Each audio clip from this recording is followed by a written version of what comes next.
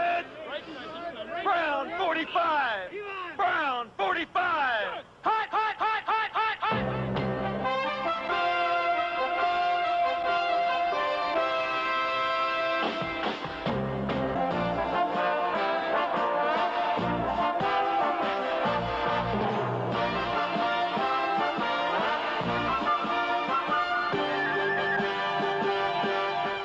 Welcome back, faithful viewers, to episode 6 of The Ball and Chain.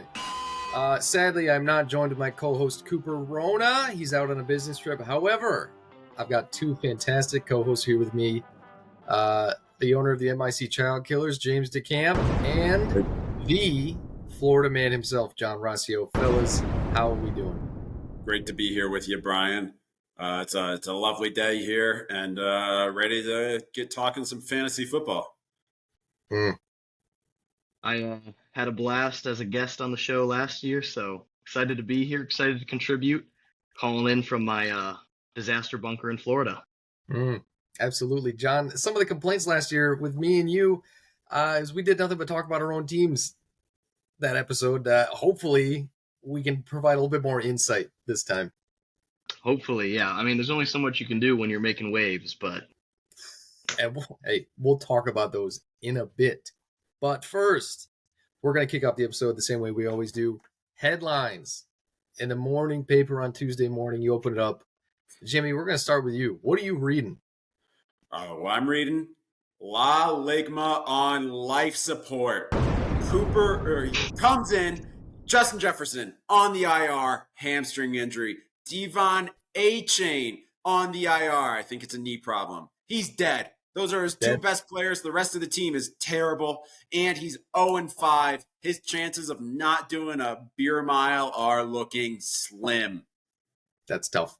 Yep, that's tough. John, what do you got? Strong words from our commissioner. On a similar note, I also had one of my first headlines from that matchup is Jamar scores more points than almost entire LA Ligma FC team. Jamar finally broke out. You know, he'd been struggling all season, and he just dropped a 50 bomb on the LA Ligma, and they had a rough time. He dropped almost more than about half of LA Ligma FC's team, which is just not a good look for a team that hasn't gotten in the win column yet. That's tough. Great for the Waddle House. We've been talking about him a lot on this show. He took Cooper, I think, put him at the 12 spot in our power rankings, and he just came back. He took that with a vengeance. Speaking of a vengeance, John, I know you're in Florida right now. Is the hurricane gone? Is everything all right?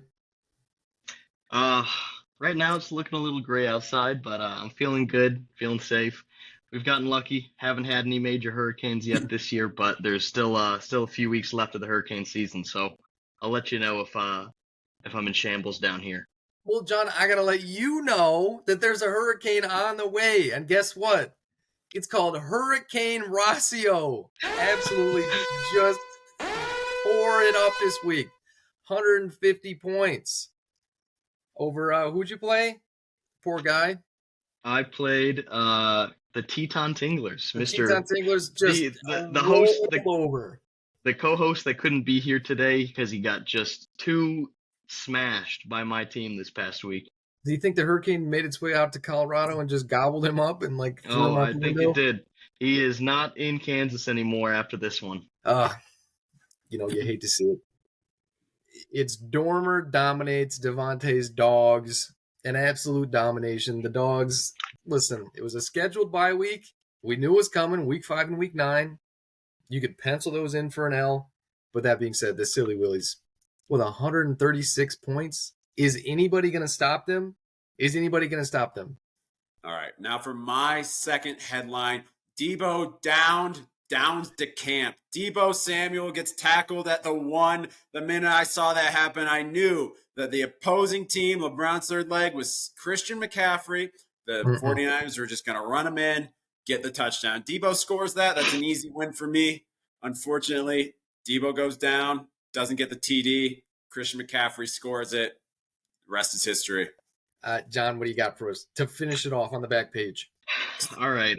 Not as much alliteration as you fellas, but I've got bad luck or bad management. bad luck or bad management, another heartbreaking loss for the New York TikTok guys. They lost by less than a point. And you got to wonder at this point, are they having bad luck with injuries, or is there some questionable management decisions?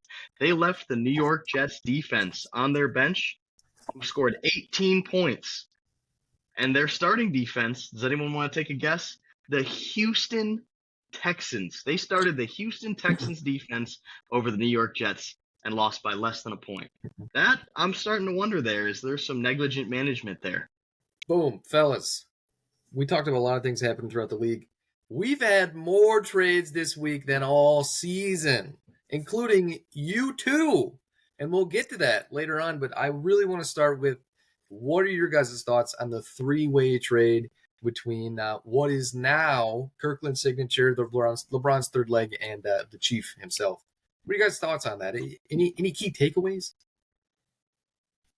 You know, I was looking at this trade. You know, as the league commissioner, I have to uphold them all. I thought Kirkland's signature and Matt Fanning got robbed. He gave up straight robbed. Like, I almost want to put everyone else in jail for this.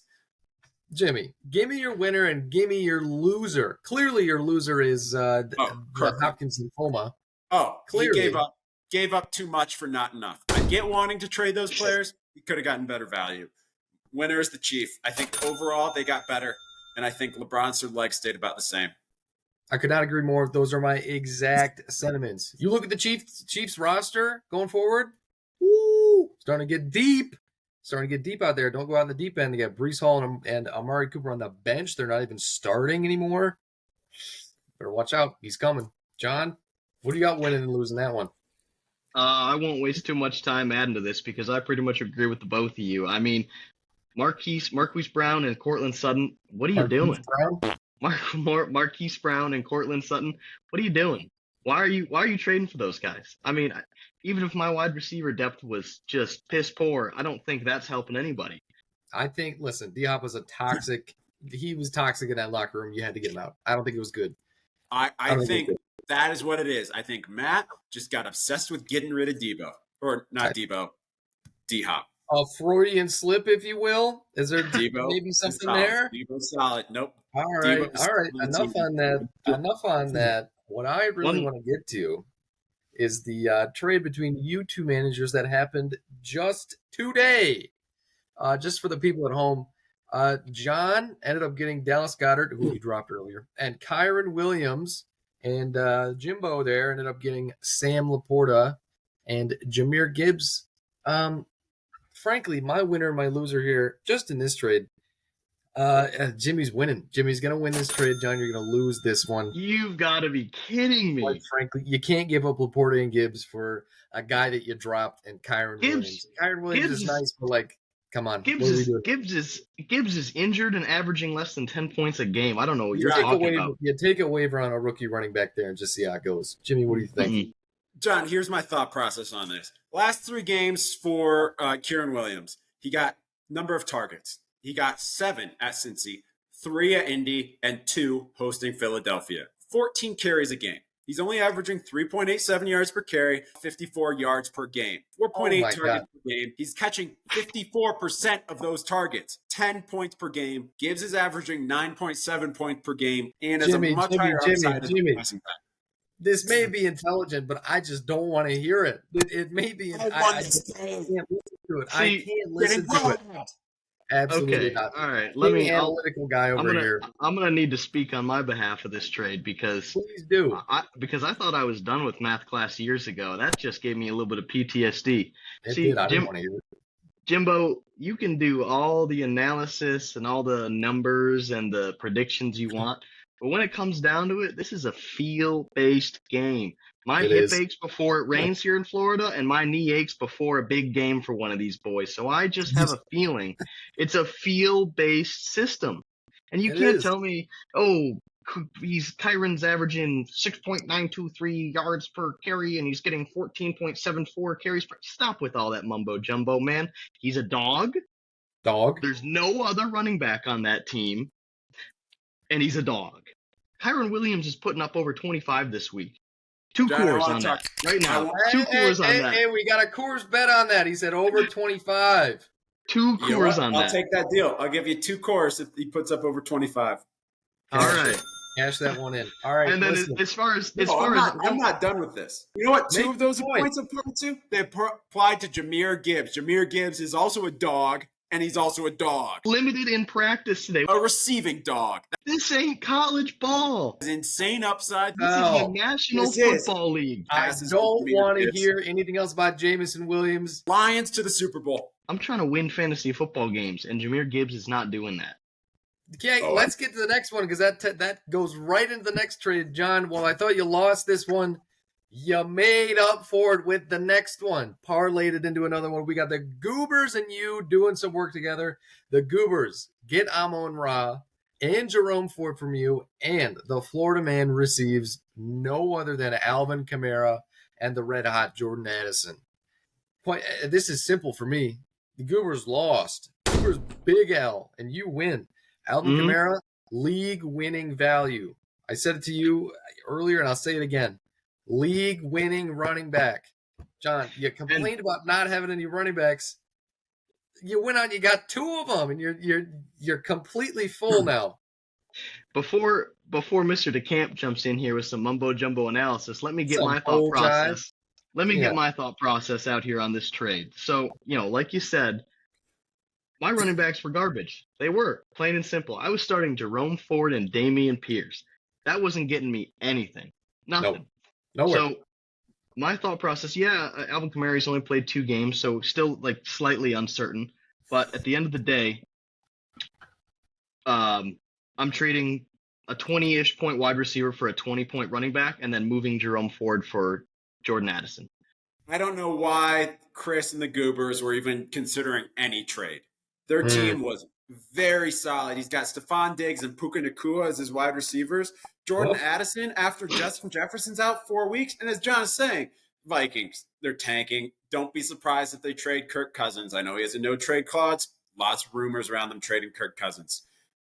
Jordan Addison, come on. You give him a chance at least. He has Alvin Kamara and Tony Pollard. That's a really good running back core. Now he gets Jerome Ford. Massive decrease on Alvin Kamara. Jerome Ford, I don't Jimmy, think do he's you bad. know what I think it was? You know what I think it was? Remember that loss that he had with Tyler Lockett 2 weeks ago at his flex? I think that scared him. He said, I don't want to play Tyler Lockett anymore. I need a solid flex player.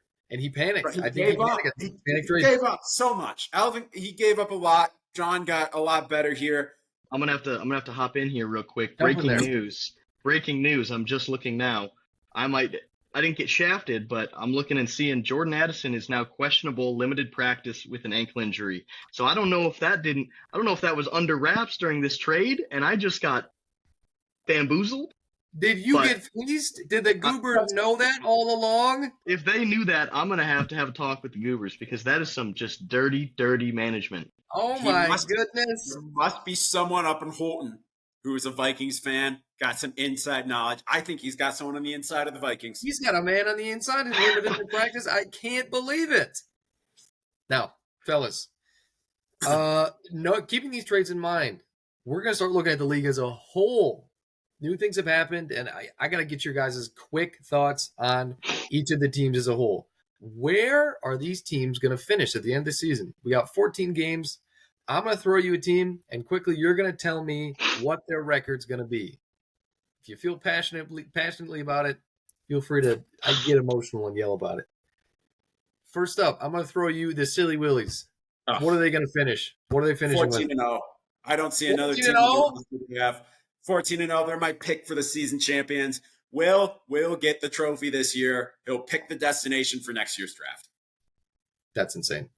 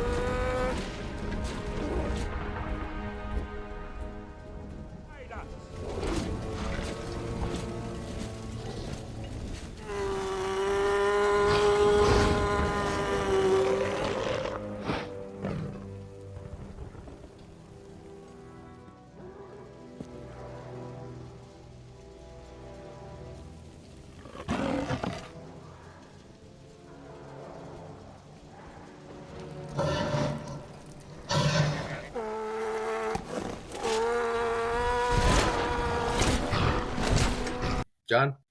I'll say 12-2 right off the bat. Don't sleep on Waddle House. They just dropped 165 points, and now they got them this coming up week. I think they'll slip and maybe drop a loss or two and finish 12-2 or 13-1. I had them at 12-2. Sounds good. The very next team, the Dogs. Where are the Dogs finishing? I got them at 10-4. I got them finishing second in the league, 10-4. I think they've got a good team. These recent trades have dropped the Goobers. I initially had the Goobers higher. I think the Goobers got worse. Put the Dogs into second. I like 10-4 or 11-3. Very fair. So I humbly put myself at 9-5. The Waddle House. I think they could squeak out of here with 5 to 6 wins. You know, they got their first one now. The rest of the season, maybe get about half of those as W's, the rest is L's. So maybe about 6-8. I don't have them making the playoffs. Neither do I. The Waddle House. The Waddle House. I also got them in 6-8. I think that's I have them great. at 6-8 too, finishing 8th in the league. There it is. Yep, that makes sense. The Teton Tinglers. He's not going to like this. I have them at 4-10. 4-10 for Wow. the Tinglers. They are the lowest scoring team in the league so far this season. Unless he makes some serious changes, I got him at 4-10. Hey, who's the second lowest scoring team? It's not relevant right now. We're not at Okay. John, what you got? Not 4-10, but I think they can flirt with, on the high end, 8 wins and maybe sneak into the playoffs. They are my 10th ranked team. I don't know. Wow, that's kind of wild. I got him sitting at 7-7. Again, fringe playoff team. We'll see. Next up, we got the Florida men. John, you want to kick us off? What's your record going to be? I'll put my ceiling at... Give me a number. Put your stamp on it. Give me a number. I'm done with these wishy-washy answers. I want some numbers. 9-5. 9-5. 9-5. Wow, I got you going 8-6. So I have him at 8-6 as well. The trades did improve his team. 8-6, 5th ranked team. I think he's the 5th ranked team in the playoffs. That's fair. Next, I'll take it. Old Kirkland signature. Who knows what he'll be by the end of the year? But where's he got? Where's he Look, going? he's got 4 wins already. I think he wins 2 more games for the rest of the season. Finishes 6-8. You look at that team. That team is fake. It's a fake team. Wow. Nobody good on that team. I don't feel good. I think they're lucky to have 4 wins so far. 6-8 if he's lucky. Because if you look at this, look at 517 points against. That is the second lowest to only one other person. That would be you, Mr. Flowers. But what I will give you is you've got one of the highest points for. So Thank you. You're playing bums, but you're beating them comfortably as you should. But Matt, what are we doing here? 517 points against and only 560 points for. That's a fake 4-1. It's a fake 4-1 is an team. absolute farce. At 6-8, he is my 7th ranked team. I think he just misses out on the playoffs. Listen, I got him in 7-7, so I think he's going to get lucky 3 more times, basically, is what I'm saying. Next up, we've got the manager extraordinaire, LeBron's third leg. I got him at he's my 4th ranked team. I've got him at 9-5, and it's only because of Christian McCaffrey. I look at the rest of his team; they're not great, but he's got the best player in fantasy sports right now in Christian McCaffrey, who will carry his team to some wins. I got him at 8-6. You know, Christian McCaffrey is gonna always help out, but I'm just below where Jimmy's got him. That's tough. You know what? I think I believe in that manager a little bit more than you two. I got him going 10-4. He always finds a way. He always finds a way to win. I don't know what it is. Next up, real interesting question here. The Ligma FC. Where are they finishing? What's their record? He is my last ranked team. As I've expressed time and time again, he needs to start running. I want to see 7-minute miles recorded on Strava. I want him to get down to 6-minute 30-minute mile or 6-minute 30-second miles on Strava. And then he needs to practice his beer chugging because I'm projecting him to go 2-12. I think he gets 2 lucky wins. 2-12. The glaringly obvious thing you can't ignore is the 730 points against. He has just gotten the short end of the stick week in and week out. And what are we doing on the waiver wire, may I ask? I mean, just today, he's trying. He's trying, but he got the spirit, but I don't know about that. I mean, just for an example, picking up Logan Thomas off of waivers at 1:39 p.m., dropping him 2 minutes later to pick up Quentin Johnston at wide receiver. What are we doing? What are we doing? That's tough. That being said, I got him at 4-10. It's just been a tough season for this manager. Yeah, he's like Rocky Balboa. He just like, I didn't hear no bell. He's just stay down. Just stay down, man. You need to stay down, buddy. It's tough. Next up, the MIC Child Killers. All right, this is already my prediction for comeback team of the year. I admit. Oh my God, right we'll now. get to that in a bit. I have us at 7-7, sixth team, just squeaking into the playoffs. I think the trades helped. If I can get another trade or two, the rest, I think my team would be solid.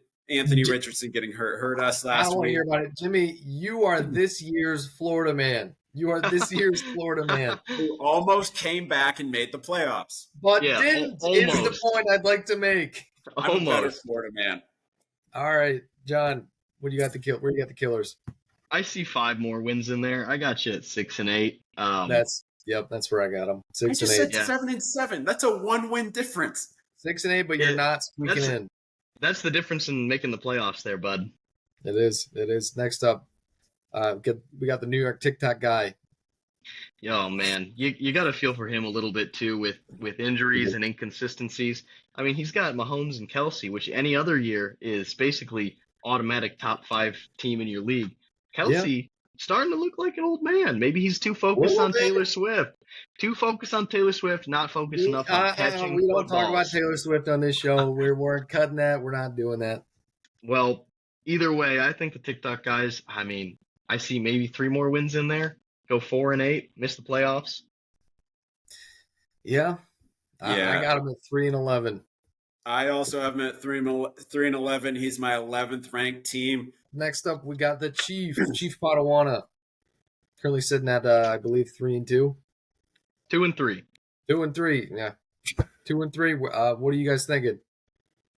I'm not a big fan of his roster. I'm going to be honest. I think even he after the improved. trade? I think he improved in the trade, but I don't think it's enough. I have him currently at 5 and 9 as my 9th ranked team. Oh, 5 and 9. I Jimmy, look at his roster. I don't see a lot there. I got him at 8 and 6. I also have him at 8 and 6. 8 and 6. It just feels right. I think his roster is stacked. He's got 2 guys on the bench. He's gonna cruise by the bye weeks. Those are big. He's gonna be able to put somebody in there who's a quality backup, unlike what I did last week. I'm telling you. And next up, bit of a strange team to comment on. The last team we got here, the Goobers. Where's he sitting, especially after this trade? I had him higher, but right now he's my 3rd ranked team, tied on record with the Dogs, 10 and 4. I think he's still got a good team. I think he would have had 12 wins if he hadn't made that last trade, but right now, got him at 10 and 4. I'm saying 8 and 6. I mean, I really think I got the better end of that trade. I mean, they got a little bit more depth, but I just don't see them squeaking out more than 5 or so wins. I don't know what to think after that. I got him going 7 and 7. You guys I got are him going low. 500. Jerome Ford is still a solid back, not as good as Kamara, but still solid. Listen. Got Cleveland- He's got Stephon Diggs. He's got Tony Pollard, and Joe Burrow's back. Burrow. All right. Absolutely not. All right, fellas. Great, cogent analysis there. We're going to look at what do we got next? We got matchup of the week. We've got the Goobers, the new look Goobers versus the old look Tinglers. Fellas, what are you looking at for this game? What are some keys to the game? I think Here's one. I'll jump in real quick. Right off the bat, it's projected as a close matchup. You got 115.9 to 125.8. I think that injuries are going to be the key to the game here. Right now, fresh off the trade that was made today, the Bikini Bottom Goobers have Amon-Ra St. Brown. He's still listed as questionable. Odds are he's going to play this week. But is that going to be in a limited role? The receivers behind him have been performing excellent in his absence. So I think that injury, and then, I mean, you could say injury, you could say just being a bum, but Darren Waller, he's questionable. He's Bum. questionable and he's a bum. So He's got both. I think injuries and production related to injuries is going to be the key to the game for Production-related these injury. fellas. That's fair. Give me a final score.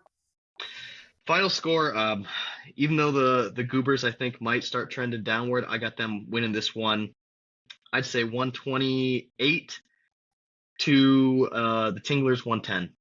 I think 18-point game. Pretty solid margin of victory. Yeah, I'm going to take the Tinglers to cover that spread, but not by much. I'm really echoing all those points. No Kamara is going to hurt. And for God's sake, Cooper needs to do something about the Darren Waller situation. He's got Zach Ertz on the bench. That tight end room, it's a tumultuous tight end room. It's horrible. That being said, I got the Goobers winning 123 to 111. Yeah, I'm going to go with you guys on this one, too. The Goobers, I think, just have too much. You've got Stephon Diggs against the Giants. He's going to go off. Who else would? I'm putting this Goobers 125, Tinglers 100. 100 flat. Damn. I don't think it's going to be close. That's a Goober sweep. We just kind of slandered him a little bit, or at least I did in the previous section. And then we got them all winning this week. All right, that's something. All right, back. Wow, great episode with you two guys this week. Absolutely fantastic. Lucky for you, I've got a great bonus segment that I can show you guys. Get excited. Let me see your excited faces. I'm sure. You guys have done a blind ranking before? What is that? What's that? No? Well, essentially, you got 5 guys.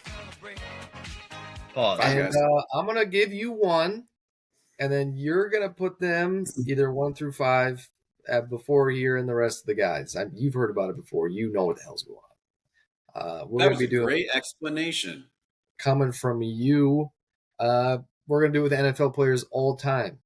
Emphasis on NFL players. Got it? Got it. Your first player, Bart Starr. Is that a real football player? Bart Starr? You know who Bart Starr is? Oh, you don't know Bart Starr? You can just say it, Jimmy. He's the former quarterback for the Green Bay Packers. He won the first 2 Super Bowls. Sorry, I don't keep up with 1950s NFL trivia. It was all the rage. It's trivia. That's not even like That's trivia. that That's not trivia. That's not trivia. I'm putting Patrick Starr at 5. I'm putting him at 4. Oh, so I'm not even that bad. Really? There have been a lot of QBs better than him. They barely invented they barely invented the forward pass by then. That's very true. Wow. You got him at the 5. Next up, we've got the one and only Joe Montana. I'm going to put him I'm worried you've got some bums on this list, so I'm going to leave the 4 spot open and put him at 3. I'm putting him at 2. I think there's only 2 players who I think might be on the list who I'd put at 1 above him. Oh my God, Joe Montana at 3? I don't know who you have on this list. Oh my God, better than Joe Montana? Good gravy. He's number 2 for me, Brian. Is he really? Okay. Well, in that case, we've got who do I got here? We've got Jabril Peppers. Oh shit. 4. 5. 5. I think that's smart. What do you got open, Jimmy? He's my 5, Bart Starr's my 4, Joe Montana's my 2. Jabril Peppers has been solid in the NFL, but not spectacular. I guess so. Not like Bart Starr. I guess so. Better than Bart Starr. Mm-hmm. All right. I've got Next up, LaDainian Tomlinson. Chupapi muñeño. 3. I'm hoping you got a banger, so I'll put him at 2 and leave my 1 spot open. You're gonna you're gonna change it now and say like some bum. I bet his 1 is Nathan Peterman. Listen, it's you gonna guys be Nathan. you guys gotta know how to play the game. It's gonna be Nathan. You guys both have Joe Montana and you got him at the 3 and Jimmy's got him at the 2. The The remaining guy is Jeff Saturday. Number one. Matt Saturday is number one. All right, that would a couple of lists right there. Horrible planning there. I mean, mine was pretty good outside the one. Gentlemen, thank you so much for joining me today. You both look a little bit tired. I don't know why that could be, but it's been an absolute pleasure having you on, both of you, one of you. Any final words? Which one of us was the pleasure? Any final words? Looking forward to dominating the second half of the season, the second 2/3 of the season. Laporta is going to beat you this week single-handedly, and you have given me the victory. All right, we'll see. That's matchup number 2 of the week is me versus Jimmy. Mm-hmm. It is. No, it's not even a big matchup because it's going to be a blowout. I'm going to absolutely dominate.